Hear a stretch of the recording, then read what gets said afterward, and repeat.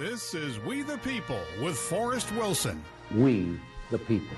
We the people tell the government what to do. It doesn't tell us. We the people are the driver. The government is the car. And we decide where it should go and by what route and how fast.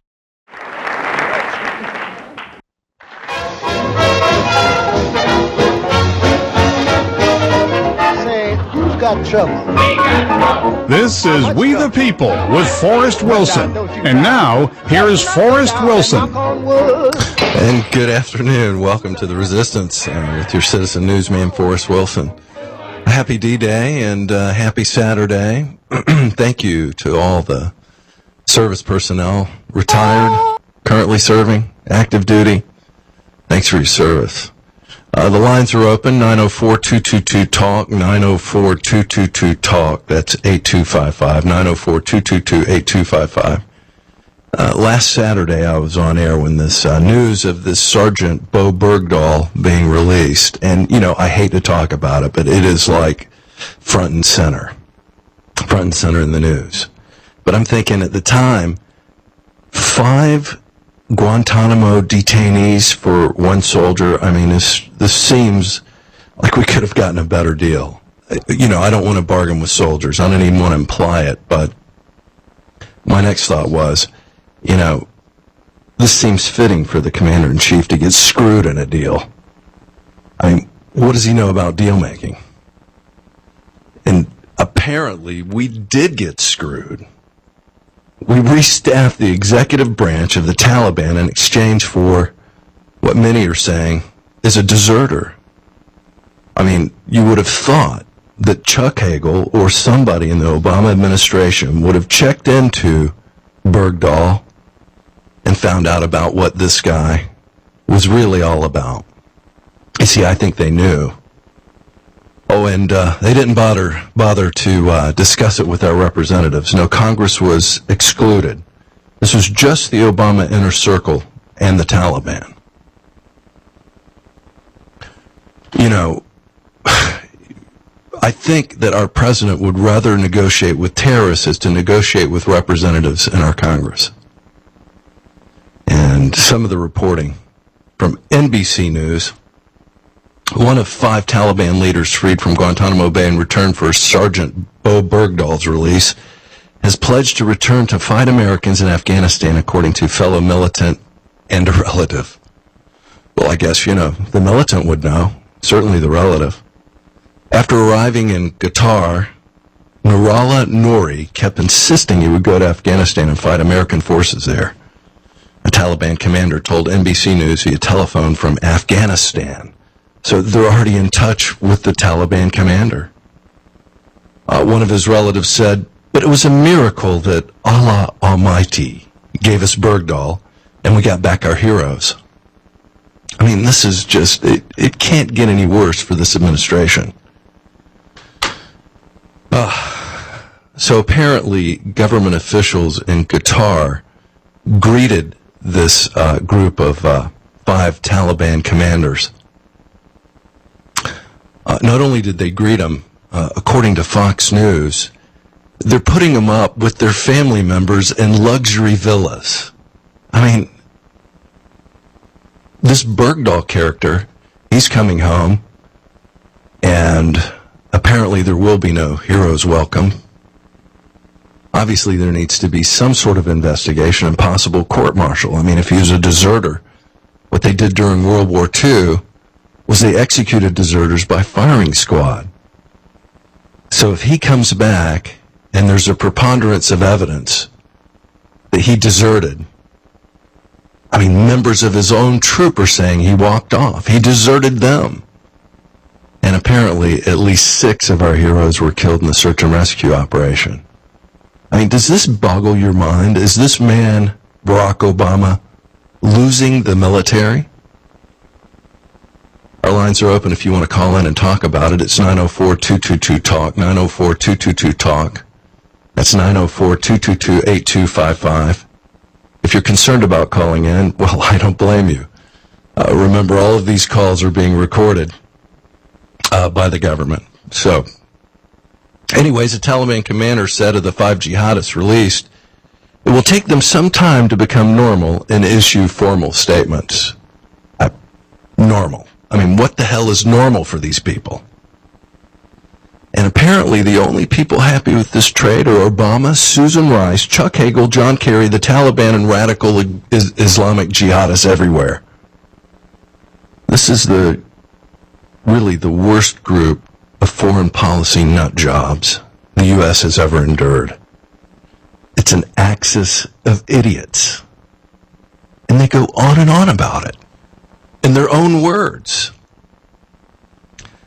President Barack Obama's trade for Sergeant Bo Bergdahl now joins the infamous list of worst trades. Worst trades in history, according to Wayne Allen Root, author, entrepreneur, and former Libertarian vice presidential nominee. Wayne, good to have you on the program, brother. Hey, Forrest, I'm just sitting here listening to your rant, your rampage, whatever you want to call it, and I got to say, I love you. You and I are simpatico, my friend. This is the axis of idiots combined with the axis of evil. Never forget that. These guys aren't idiots, actually. They are kind of stupid. They are kind of incompetent. Look at the Obamacare website. Look at the way Obama's carried out foreign policy. But at the same time, I think they're much more than idiots. I think they are communists and Muslim sympathizers. I'm not one of these guys who says Obama's a Muslim. I just think he sympathizes. I think that's clear. He sympathizes with Muslims. He sympathizes against Israel. He sympathizes with every enemy of America in the world. And he doesn't sympathize with every friend of America around the world. He doesn't believe in America's greatness or American exceptionalism. And he's done a great job of screwing up our image all around the world and proving that as bad as George Bush was sometimes, I'm not hateful of Bush, but I think he was a pretty lousy president all in all. But, George Bush's philosophy was people respect power. And Obama came along and said, oh, no, they don't. They hate us because of power. So he projects weakness and cowardice and kisses the butt of every person in the world that hates America. And look at what the result of that is. It's even worse. It encourages these people to attack us. It really does. Of course it does. Of course it does. Listen, I grew up in a very dangerous neighborhood on the Bronx borderline, a little town called Mount Vernon, New York. I was in one of the most dangerous urban schools in America, and I was a little Jewish kid with acne on my face, thick glasses, and braces. And so I was tortured 24 hours a day, 7 days a week. I feared for my life going to school. I couldn't go to the bathroom the entire day because if you went in the bathroom, you'd get the crap beat out of you every single time. You'd be hurt, literally, for your lunch money. That's how I grew up going to school. And one day I realized I don't have to be like this, and the braces came off, and I got contact lenses, and the acne went away, and I lifted weights all summer, and I took boxing lessons, and the first guy who tried to pick on me, I literally threw through a glass plate window, and nobody ever touched me, not only for the rest of high school, for the rest of my life. I became a tough-talking, tough-acting guy, and when you project that, nobody in the world ever picks on you again. So I'm one of the few people, Forrest, who can say I was once the weak, skinny weakling that got sand kicked in his face and then became the bodybuilder and the boxing guy. And I know how it feels like to be both. And I know one thing. In life, you better be strong. I've never been mugged, I've never been robbed, and I've never been touched again since the day I projected strength. That's the only way to live life. Well, you understand aggression, and I think our military understands aggression, but I don't think the current leadership really truly understands aggression and how to deal with it. Or, I'm going to say something really scary here. Is it that, or they hate America? I think it's the latter.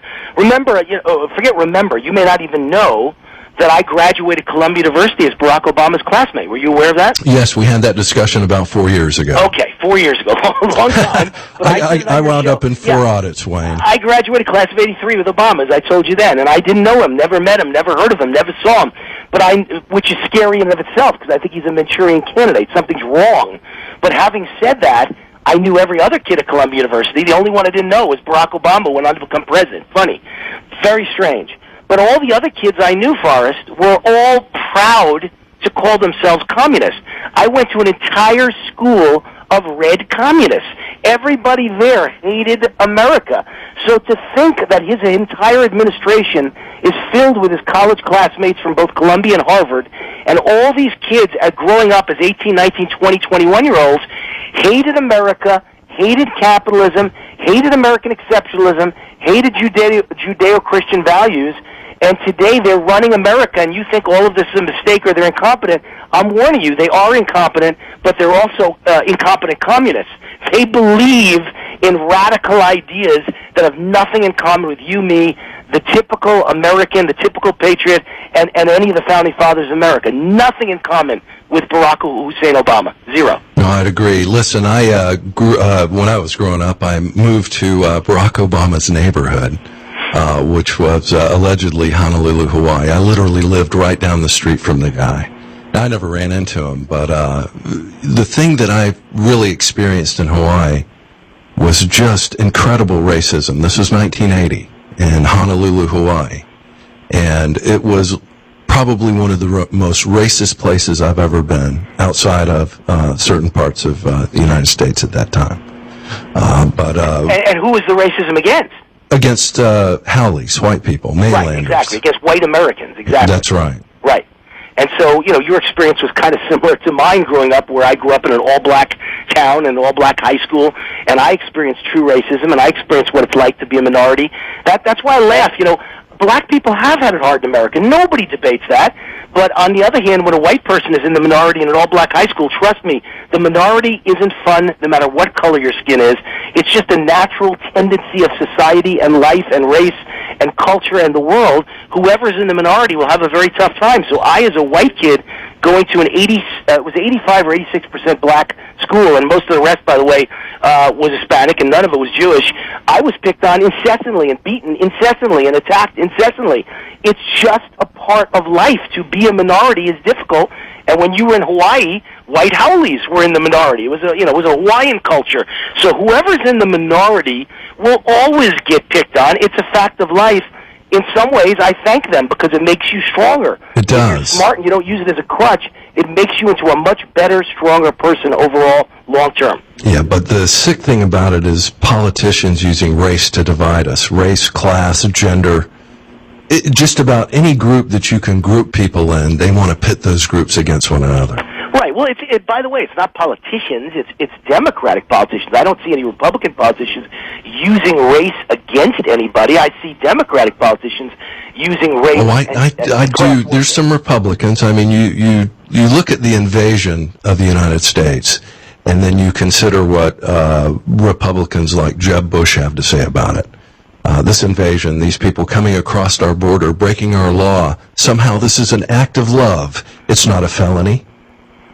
Well, that's what I'm saying. Republicans are using division. I mean, that's not a division. Actually, he's being embracing when he shouldn't be quite so embracing. You and I agree on that. I think it's insane to have a country that has a border where anybody can walk across. And it's insane to allow Democrats to lie and say you can't build a wall, or you shouldn't build a wall, or a wall doesn't work, or a wall's too expensive. Those are all lies, and the proof is that a much poorer, tinier country than us, Israel, had a massive terrorist problem, and they built a wall, and there is no more terrorist problem. It's gone. A wall works, and Israel proved it. You build a wall to keep Palestinian terrorists out, and suddenly there are no more terrorists in your country. So a wall absolutely works. And as far as it being expensive, first of all, Barack Obama doesn't mind, spending us into disaster. He spends more money than any president in history combined. He puts us in more debt than any president in history combined, more deficit than any president in history combined. We spent $3.7 trillion on the war on wealth, the war on poverty in the last 3 years, on entitlements. And so, of course, we can afford a wall. But what he's not telling you is, with the current technology we have, Obama knows how to use drones to do anything, in the Middle East or wherever he wants. You can control drones from where I live at Nellis Air Force Base in Las Vegas. They control all the drones of the world. So why can't we use high technology like drones to build a high-tech virtual wall protecting the United States border from Mexico, where you don't need to spend any money on extra border security guards, you don't need to spend any money on military, you don't need to spend any money on a real wall, you have a virtual wall. Nobody can get by a drone. That's right. And why won't they do it? Because, who knows? I guess they're waiting for a terrorist attack, because I do believe that terrorists are looking in that southern border. Wayne, I got to take a break. When we come back, I want to talk about the worst trades in history in your article on The Blaze. You got it. And you're with Forrest Wilson on The Resistance. 222-TALK, 222-TALK, 8255. I'm with Wayne Allen Root. We'll be right back. Let your mind go, let yourself be free. Let's go way on, way back when. I didn't even know you couldn't have been too much more than 10. I ain't no psychiatrist, I ain't no doctor with degrees, but it don't take too much time to see what you're doing to me. You better think about what you're trying to do to me, yeah. Let your mind go, let yourself be free. Oh, freedom, freedom, freedom, oh, freedom, yeah, freedom, freedom, freedom,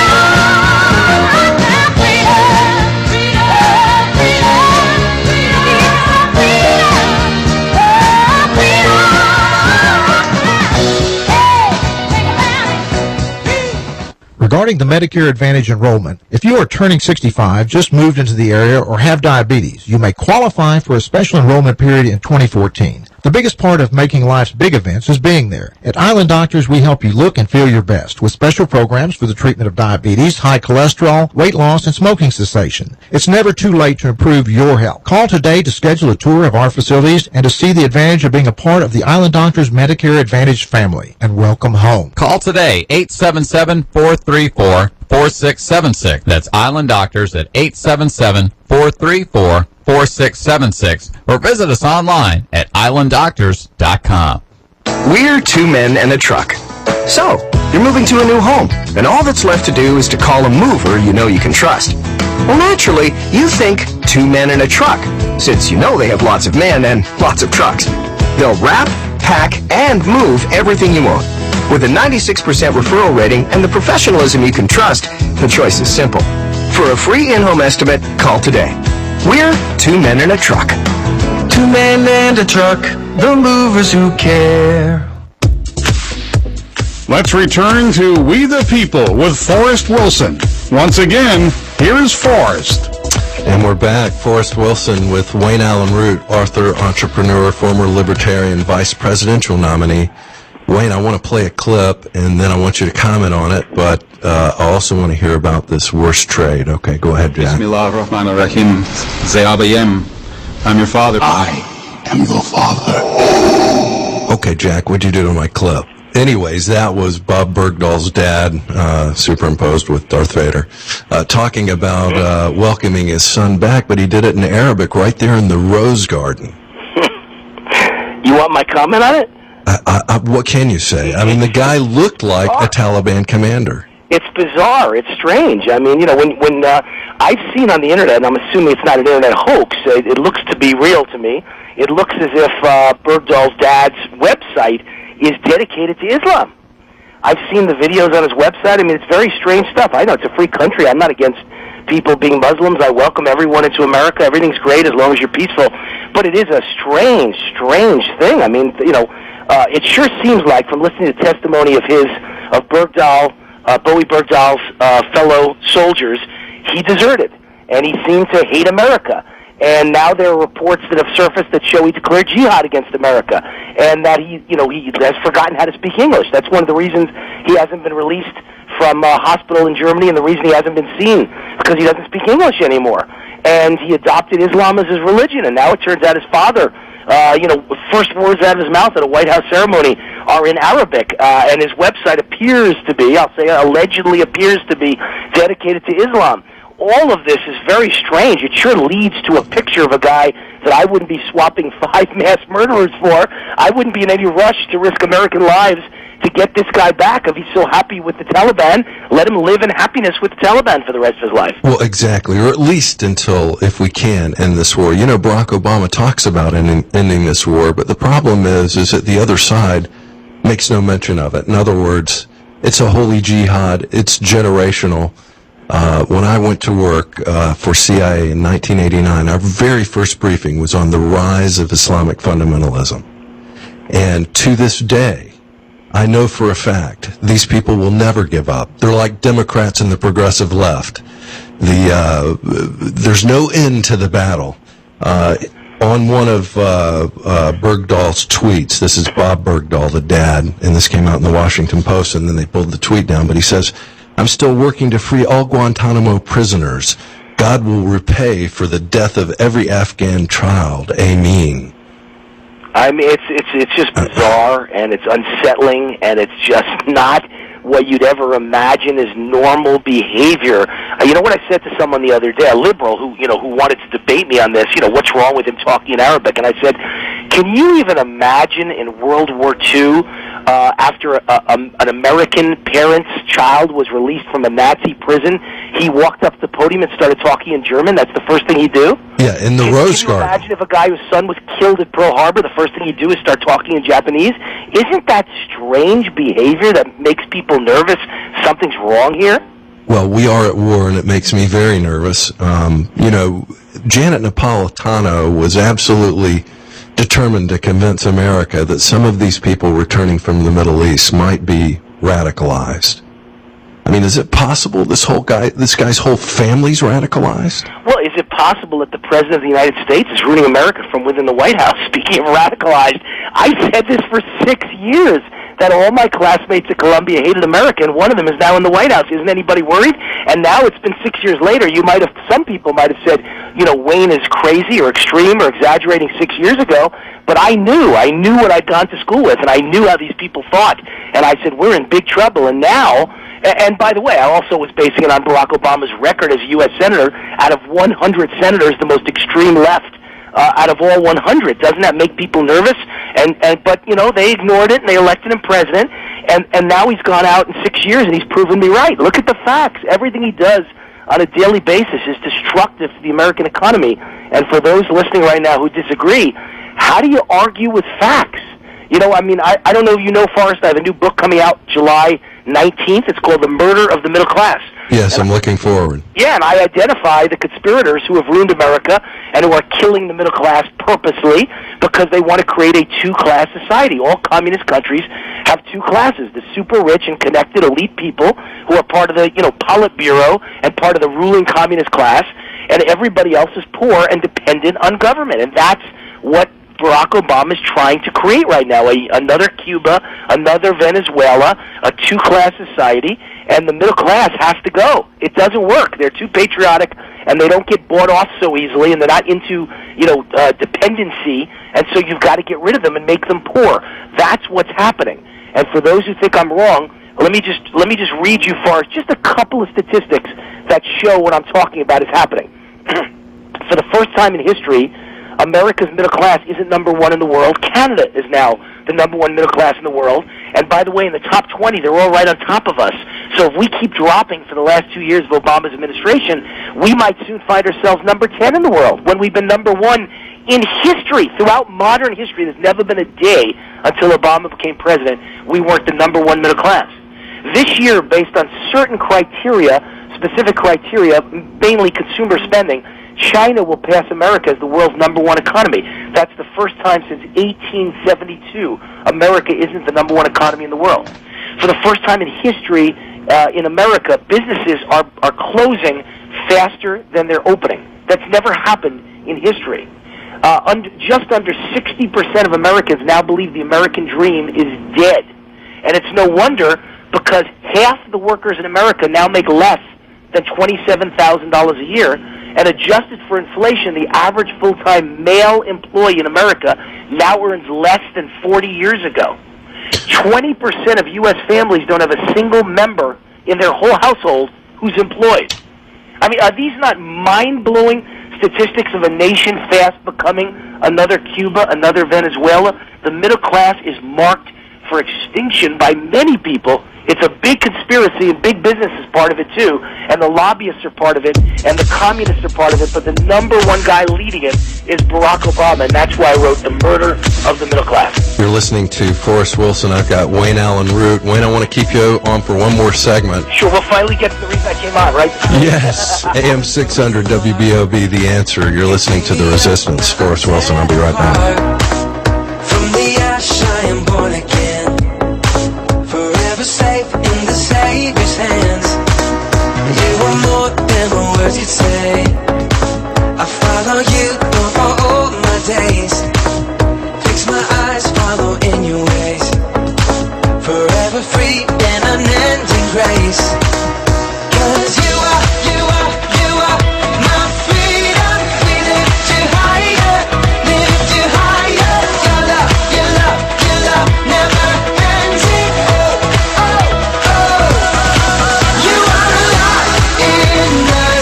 news, traffic, and weather. Always informative, keeping you connected, updated on the stories that matter. We've got you covered. AM 600 is the answer. CBS News Update. I'm Steve Dorsey. Senior U.S. officials will meet with top Iranian diplomats in Geneva Monday and Tuesday. CBS News correspondent Margaret Brennan. The White House announced today that it will be sending some of the State Department's very top diplomats along with officials from the White House to try to make a push, a real effort to make progress before the July 20th deadline, which is pending very quickly, and not much progress has been made in terms of drafting the language in this deal with Iran. Those talks will involve Deputy Secretary of State William Burns and Jake Sullivan, Vice President Joe Biden's top foreign policy advisor, among others, analyst Joseph Cirincione of the Plowshares Fund. This superdelegation trip, coupled with developments in Iran, are an indication of how serious these talks are getting. Iran reached an interim deal in November to curb its uranium enrichment program. CBS News Update. I'm Steve Dorsey. I'm Clayton Bromberg, the president of Underwoods. While we've earned the reputation as North Florida and South Georgia's preeminent official Rolex jeweler, it's important to point out that at Underwoods we carry other watches too. We start with Seiko, the most reliable and serviceable watch made for under $500. Next we have Tavan, the Swiss-made ladies and men's and dress and sport watches starting at $450. We also carry the Swiss watch Raymond Weil in ladies, men's, and men's sport watches, and they start at $600. If it's a ladies' diamond fashion watch, you need to look at Michelle. They start at $525. Another name we carry is Tudor, inspired by Rolex with the same founder and owner. And their sport watches and chronographs are the rage in Swiss timekeeping, and they're priced from $2,000 to $5,000. So if you're interested in watches, we have what you want at Underwoods, and all of our watches carry a 5-year warranty. At Underwoods in San Marco, Avondale, the shops at Ponte Vedra, and the Avenues Mall. AM 600, you want the latest traffic and weather? We've got the answer. A little bit of action on the roads. Vehicle crash at Southside Boulevard at Atlantic Boulevard. No road blockage there. Another crash at Beach Boulevard westbound at San Pablo Road. Slow traffic in those areas. And also in St. Johns County, there is a vehicle fire at 95 northbound. It's sitting at mile marker 307, so do some safe driving and watch out for those crashes and fires. And when the rains start, please drive carefully. 60% chance of rain for this afternoon, 40 tonight, 50% chance of rain for Sunday, 40% chance Sunday night. Record for highs today, tomorrow, about 88, lows tonight, tomorrow night, 72, along with some mostly cloudy skies. And yes, definitely, again, drive safely. 84 and cloudy. At AM 600, the answer.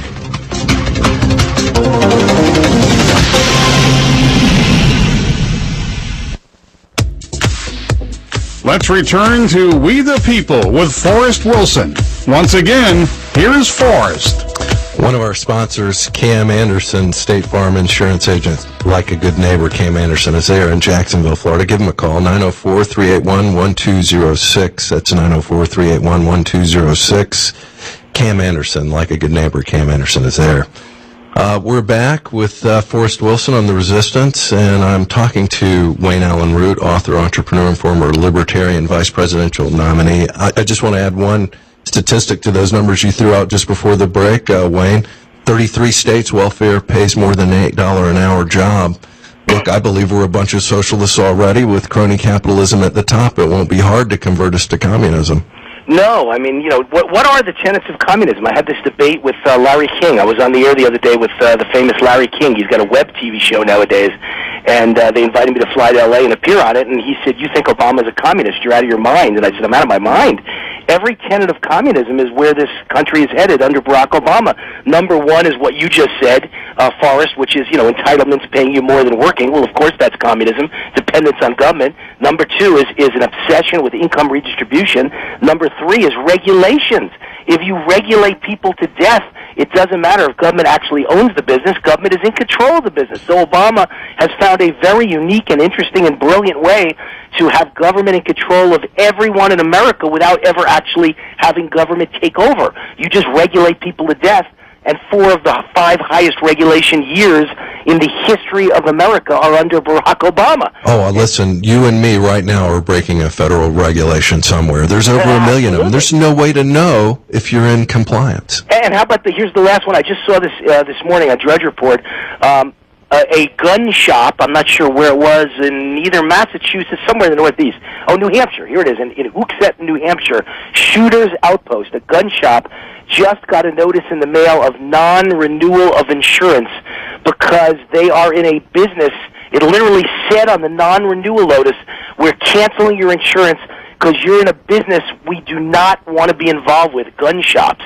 And this is a new policy of the Obama administration. They have informed banks, as an example, not to keep accounts, and merchant accounts, not to keep Visa, MasterCard merchant accounts for certain businesses that are now being blackballed, like gun owners, gun shops, in other words, people involved in the gun business, people involved in the telemarketing business, people involved in pornography. I'm not going to stand here and defend pornography, and yet last I checked, America's a free country, and if they come for the pornographers, I think they're coming for you and me next. Yeah. And that's what they're doing. Them and the pot growers, the legal pot growers, the banks don't want to do business with them. Even though it's legal in those states, correct. So my argument is government, this is communism, because government telling businesses who you can cover and who you can't, nicely suggesting it to a bank, but then using the stick and saying, if you don't follow our rules, we'll just bring in regulators and take your bank down and destroy your ability to do business. So, again, it's not exactly communism, but it's so smart. It's a brilliant way to take control of the entire country and not allow it to be called communism, when in reality it's absolutely communism. Yes, they've definitely put a strain on the engine of prosperity. Well, we got to talk about the worst trades in history and this Bergdahl deal. These 5 commanders, what do you know about them? Well, I mean, listen, I know Barack Obama had an obsession with him. That's the strange thing. That wasn't even part of my article, because I only found out in the last day or two that Obama actually went to Congress twice, to ask to release these same 5 specific terrorists. I never knew that.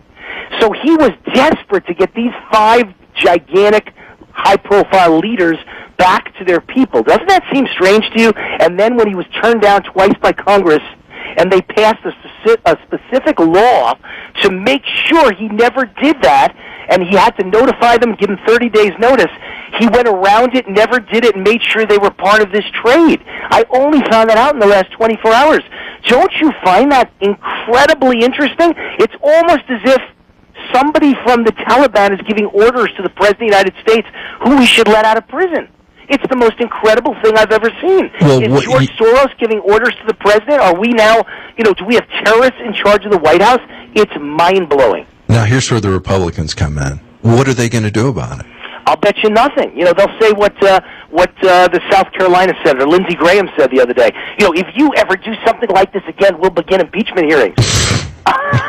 What about what he just did? Is that what policemen say to criminals when they catch you robbing at gunpoint a 7-Eleven? Do they say, if we ever catch you a second time, we're definitely going to put you in prison. So now get out of here, kid. It's okay. You're free. Yeah, no, you'll be doing a perp walk. Well, and this is my problem with the Republican Party, because in many ways, when you know of a crime, when you crafted the legislation and you see the guy commit the crime and you do nothing, you are what? Complicit. You're an accessory in a way. You're complicit. Right. Exactly. And so, anyway, I didn't know any of that at the time, that he had this desperate need for 2 years now to get the same 5 guys released. Why would you want to release, it's like releasing the 5 biggest underlings of Adolf Hitler. Would you be in a rush to get them out of jail when they were Hitler's best friends? Well, these are the 5 biggest terrorists in the world. They were the underlings of Osama bin Laden. Why would Obama have a desperate need to let them go? Why wouldn't, of all the criminals we hold at Gitmo, these should be the 5 you never let go? They should be given the death penalty or kept in prison for life. But certainly it's strange that the president needs to let them out and find an excuse, and finally does use this as an excuse to trade for a deserter. So anyway, I didn't know that back then when I wrote this column 3 or 4 days ago. I wrote Obama makes the worst trade since the American Indians sold Manhattan for $24. I always thought that was the worst trade in history. In the sports world, I always thought the curse of the Bambino was the worst trade. The Yankees got Babe Ruth for just a penny or two from the Red Sox, and the Red Sox never won another World Series for 86 years. So those, to me, were always famous as the worst trades ever. I think this one now takes the cake. We traded for a traitor, and in return we gave away 5 of the most valuable, criminals the United States has ever caught. I don't know why anybody would make that trade. I asked the question many times. It's now a fact. We knew exactly where this POW was. We had eyes on him. So why didn't we just raid it and never have to give up the 5 mass murderers? Why didn't we just do a Special Forces raid? And then I got the answer to that. Special Forces refused to send their men in and get a traitor. They would not risk a life for a man who was a traitor to America. So Barack Obama had no choice. If he desperately wanted to get the man back, he had to arrange a trade. Well, I think it's the other way around, Forrest.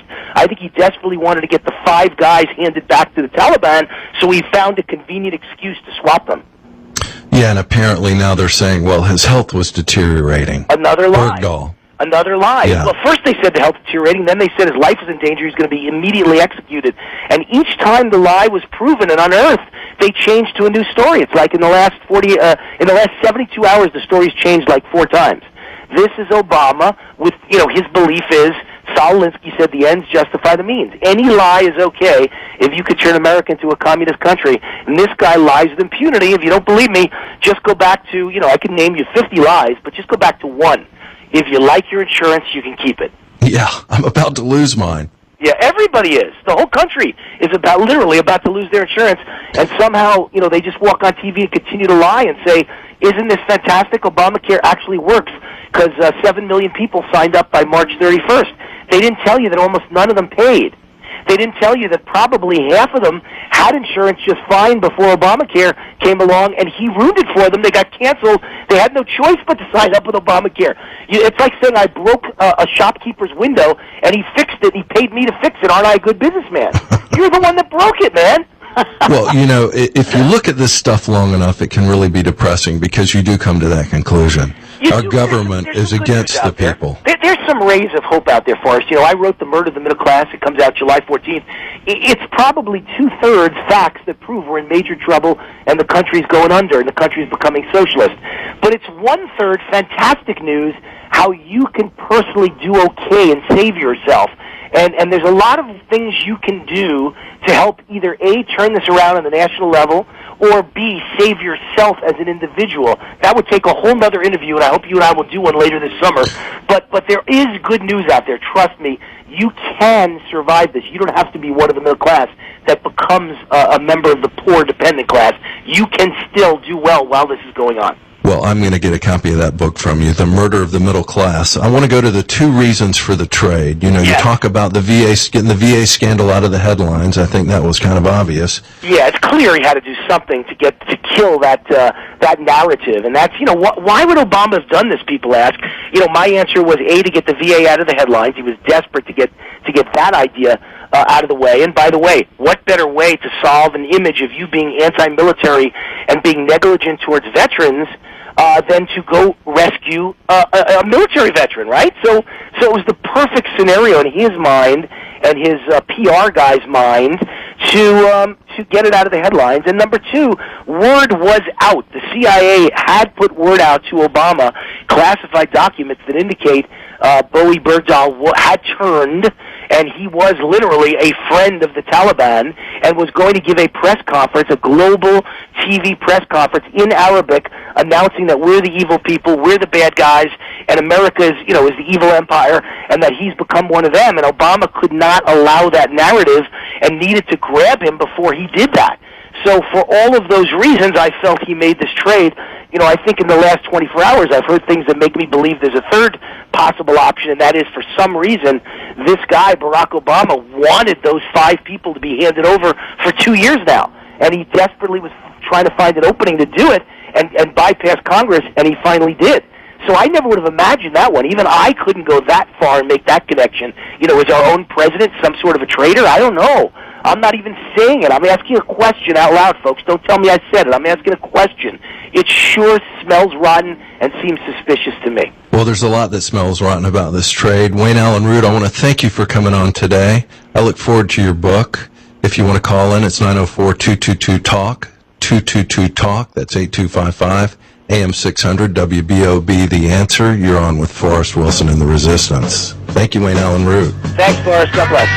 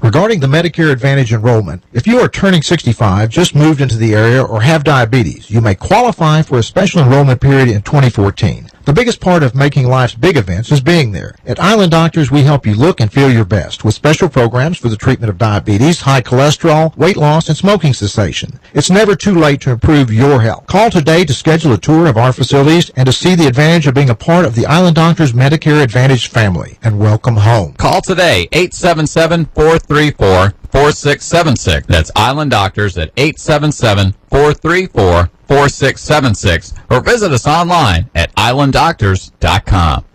We're two men and a truck. So, you're moving to a new home, and all that's left to do is to call a mover you know you can trust. Well, naturally, you think two men and a truck, since you know they have lots of men and lots of trucks. They'll wrap, pack, and move everything you own. With a 96% referral rating and the professionalism you can trust, the choice is simple. For a free in-home estimate, call today. We're two men and a truck. Two men and a truck, the movers who care. Let's return to We the People with Forrest Wilson. Once again, here's Forrest. And we're back. We're listening to The Resistance, Forrest Wilson. And yes, I keep saying we're already socialists. I believe we are.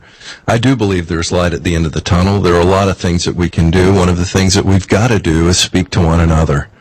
We must reach out to our friends, neighbors, and associates. That's the only way that we're going to get out of this crap that this government keeps shoveling at us. And while the administration subverts our military, they're cutting it, demoralizing it, and exposing military personnel to danger along with the rest of us. Look, we don't have capitalism anymore. We've got socialism. We don't have security anymore. We've got insecurity. We don't have a healthcare system anymore. We've got a centrally planned healthcare system that they can't even develop a budget for, with a website that just doesn't work. You know, they can't even figure out the gender identity of some of the enrollees, people that are enrolling for this crap. Did you hear about the case of college student Shelby Higdon, who under Obamacare was refused medication? Have you heard about this? Jack, you got clip 6? And then when it was time to get my medicine, they told me that they couldn't give it to me because on my insurance I was registered as a man. On my insurance, I was registered as a man. I don't know if you could tell, but Ms. Higdon is a woman. I mean, really, with the complete focus by this administration on gender identity, race, and on, they can't figure out the gender of an Obamacare enrollee. Under Obamacare, Higdon was refused medicine because of a gender mix-up, which, according to Higdon, could not be fixed due to bureaucratic red tape. Red tape. I mean, this is more of these insane regulations. I'm sure somewhere in there, once the enrollee has signed a form, even if they check the wrong box, it can't be changed. But, you know, this is Obamacare. They can't figure out Higdon is a woman. Do you think they can figure out if Bergdahl's a traitor? What's that going to do to the military? If they bring this guy back and all of this is simply swept under the rug, or they determine that he's not a deserter when his own troop said he was a deserter. I mean, you just got to ask yourself, are these fools stupid? You know, God help America. God help America.